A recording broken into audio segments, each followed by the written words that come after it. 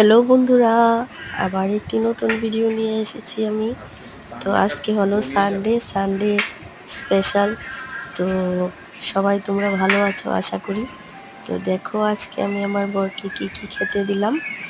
মাছ ভাজা, ডাল, তারপর চিকেন, ডিম ভাপা আর কারকোল ভাজা।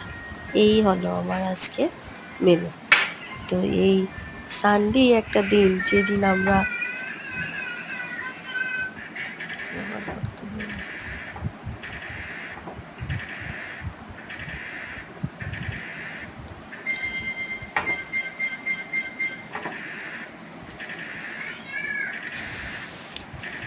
আমরা সবাই একসাথে মিলে খাওয়া দাওয়া করি এবং সমস্ত সপ্তাহের কাজগুলো এদিনই করি।